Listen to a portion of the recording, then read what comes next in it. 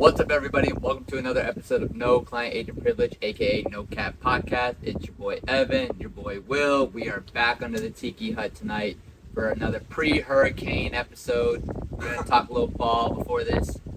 What is it? Helena, whatever. It gets a landfall here. We're on the East Coast, so we should be pretty good. Maybe some rain and a little flooding, but other than that, I don't think too much is going to come for us. Panhandle, Panhandle, West Coast, y'all stay safe out there.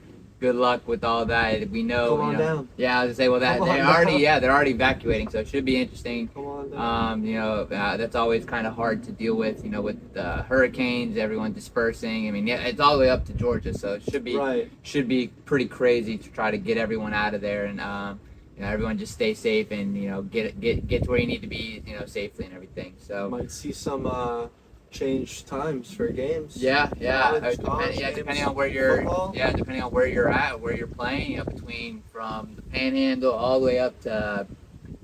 I think they said Atlanta. It should still be almost a Category 1. I think they said so. It should be. If you're playing at Falcon stuff like that. I don't know how long. I know it. Landfall is Friday or Thursday night. Yeah, Thursday night. Yeah. So could be pretty crazy. But anyways, let's talk a little sports here. So I think the big news for at least for today is the UNLV quarterback and running back all redshirting and kind of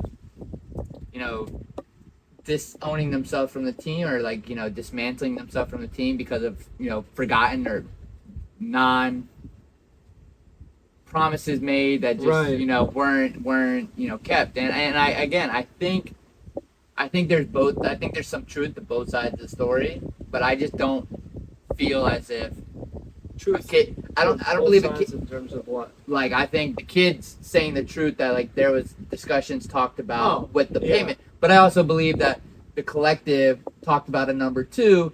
And that it was probably, it seems like the misconception is that the collective said something, the coaches said one thing, and there's just all this miscommunication about stuff. So that's where I believe I think the coaches did say what they meant to say to the kid. I think they offered him 6 figures. Sure. I just don't think the coaches went back to the collective and said, hey, this is what we're paying him. And I think they're playing dumb. Yeah. And I think the discussions probably were had, just maybe not to that extent of how much. But again, I think that falls on the agent for not getting it in writing. I mean, that's rule number one. You don't take in this industry. You don't take anybody's word at anybody. You get it all on paper. So for me, I'm looking at it as the kid's right. You should pay me. But I also look at his agent or whoever was representing him, whether it's his dad and had the agent reached out to UNLV. If that's the case, then that's on the agent and saying, hey, look, I need this on paper. And that's his fault for not being certified in Nevada for them to be like, well, he's not certified in Nevada. We don't have to pay him. We don't have to trust him. We don't have to talk to him. That's basically how it goes. It's the same. It's the same with the NFL. If I'm not an NFL agent or certified by the NFL, no team has any reason to talk to me if I'm not certified by NFLPA, NBAPA. That does not matter. They don't have to talk to me. Right. I mean, so again, for me, looking at it from that perspective, I'm just like, well. That's on the agent for not getting that shit. It's on a lot of different people. I mean, to say that UNLV doesn't have $100,000 in their collective to pay him, just kind of, they're off to a 3-0 start.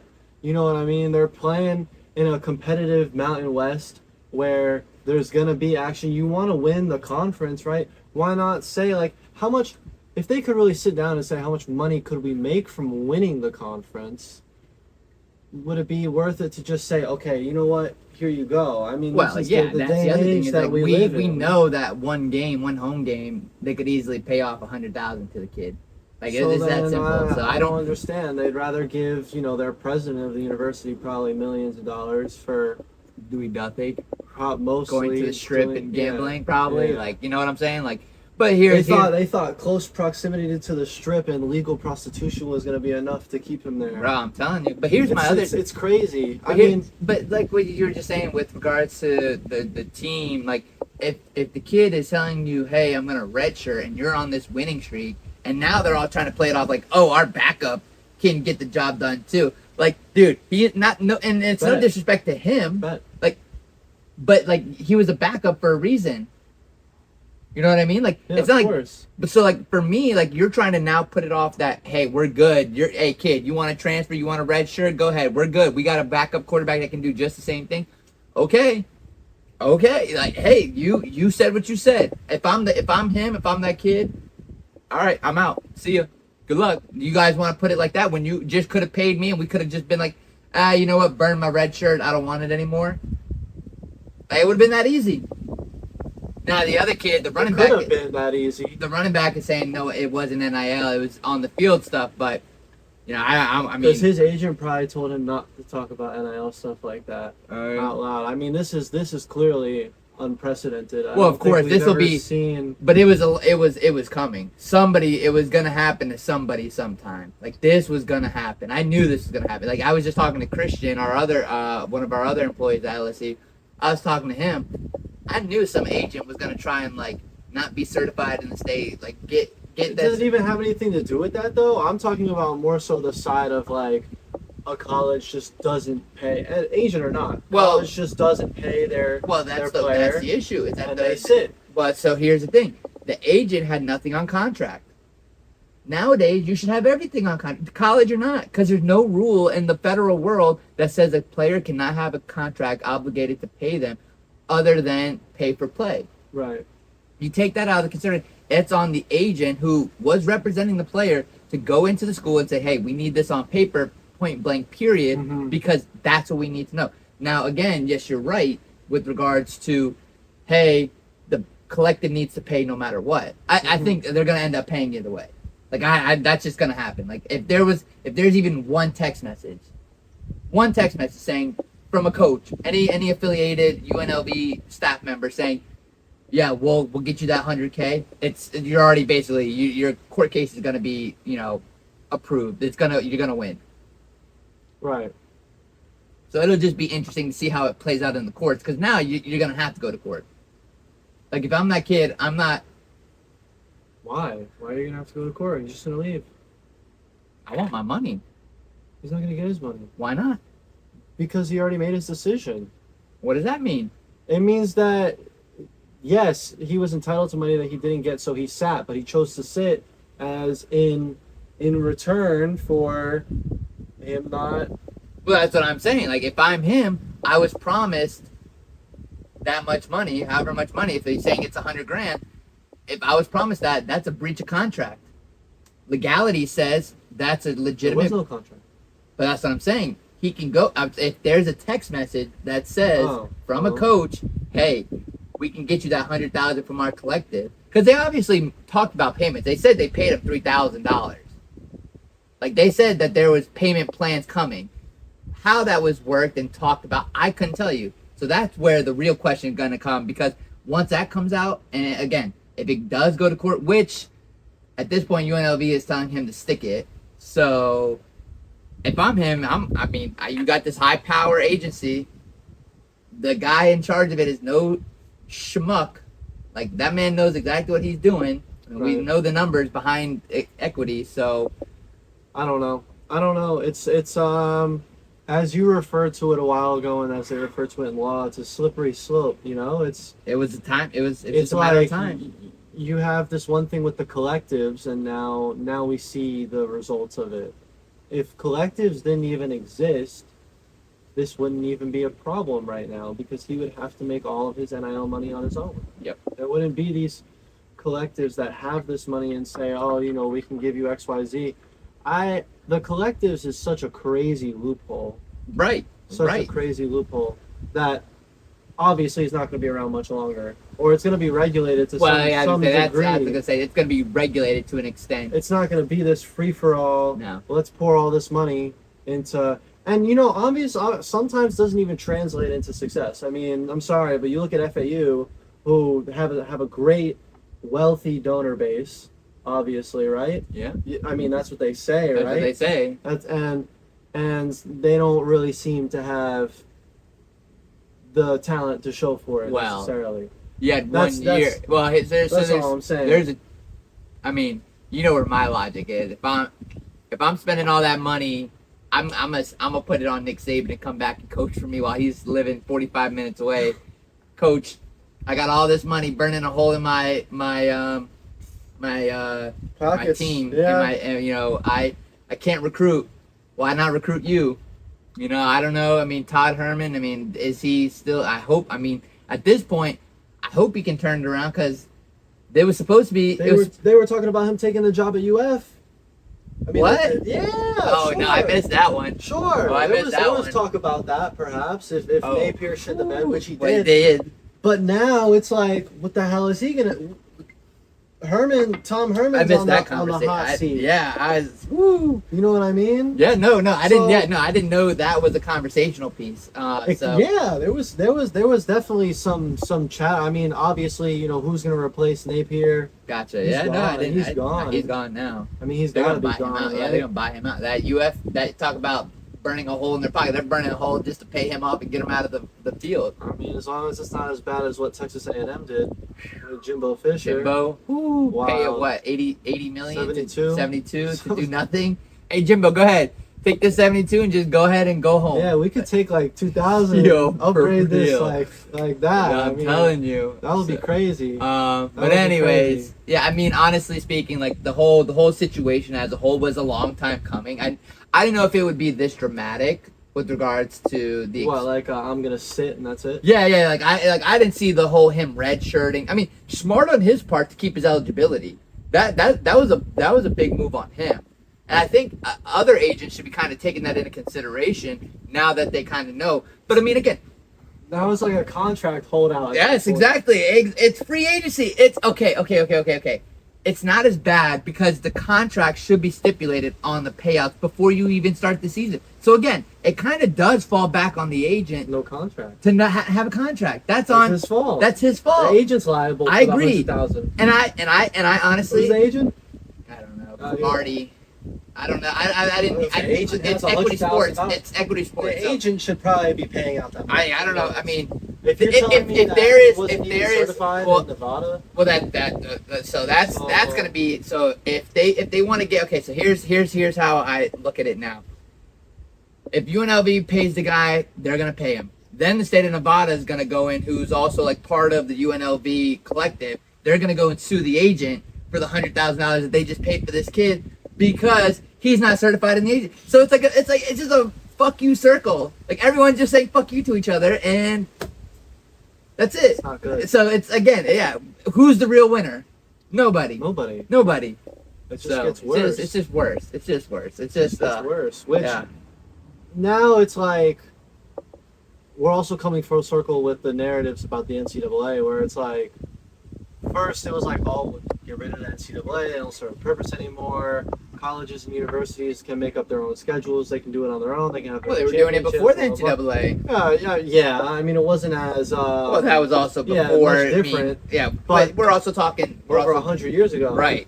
I mean, You had to send it on Now- a fucking pony to Yeah. take in your schedules. but now it really shows why maybe there is a need for the NCAA. Why? Because you do need some level of regulation when it comes Why to. can't the schools come up with what's that on their going- own? Because they won't. Why? Why would they? Why would you? No, that's what I'm saying. Why would you want to keep giving a piece of the action to a company, a corporation that's nonprofit, and then keep trying to say that, hey, we're giving some of our earnings to this corporation, this company that is not doing anything for us. Right. So that's where I'm at. Like I completely understand, I guess you could say, the need for other sports, but the big boys, football, basketball, baseball, stuff like that, I don't believe need the NCAA.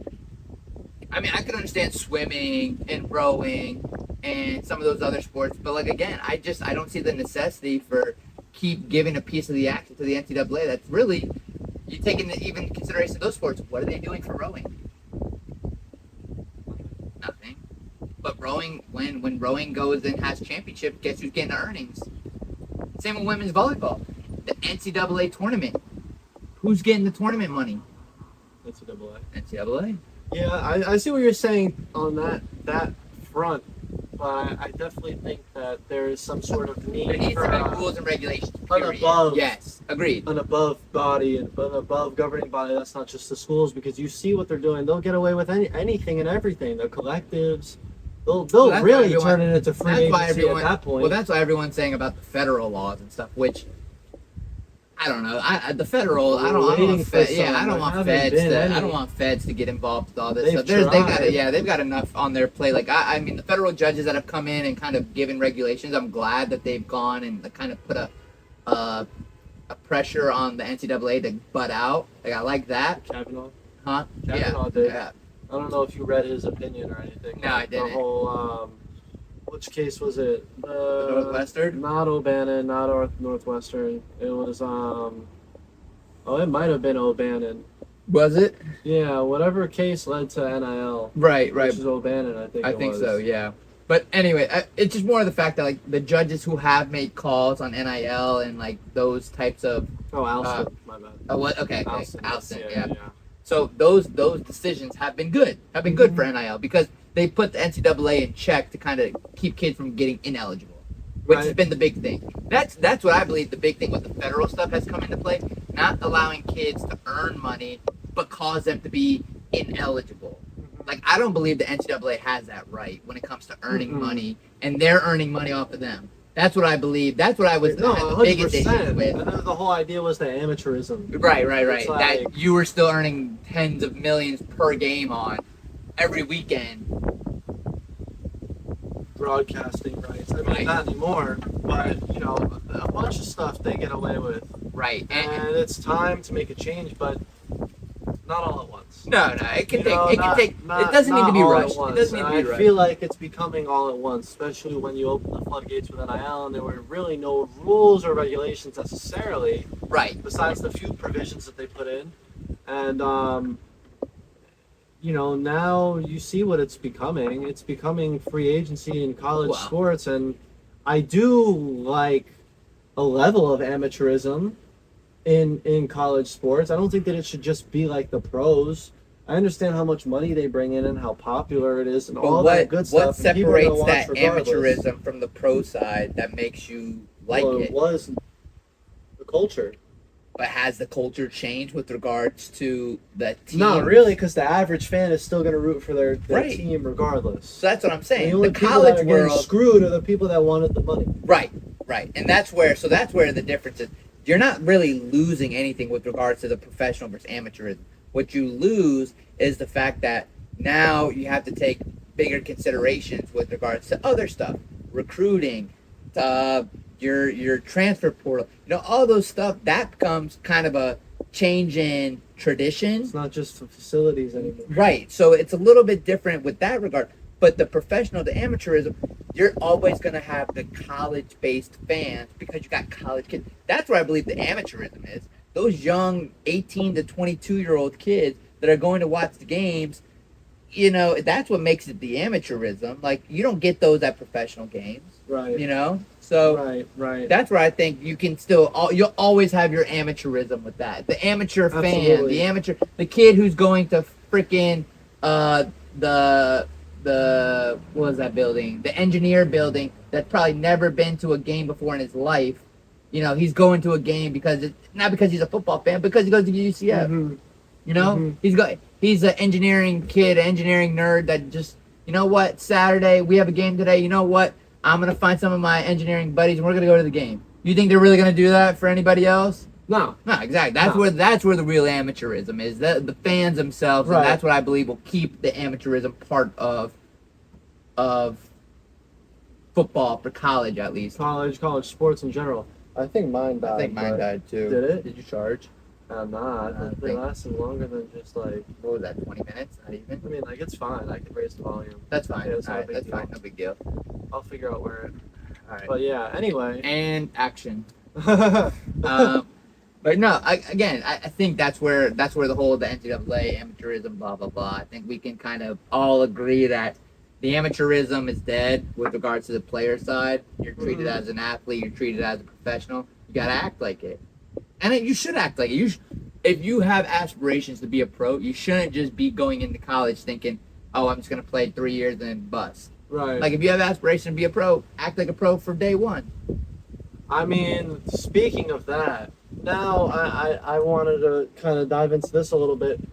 what do you think is going to happen with the high school NIL? Are we going to see the same thing that's going on in college now? Or are high schools going to start having collectives? Like, No, is this you like can't. they can't? You can't. Florida and stuff. What about private schools? No, Yeah, you can't. private schools Because can't have collectives. no, because it goes into FHSA and stuff.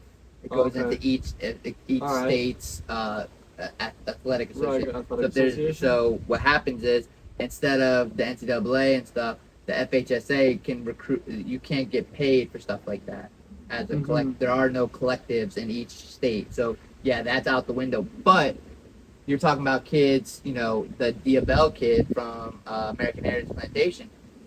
He's a Texas recruit. He just signed a trading card deal. How many? But I mean, we're talking high school. How many college kids have trading card deals? Signature. I don't know. AC's the only girl I know that has one. She has a signed trading card. Like, there's very few. I mean, the company itself is not a big trading card company, but it's still to the extent that how many kids actually have trading cards in Division I college? Not that many.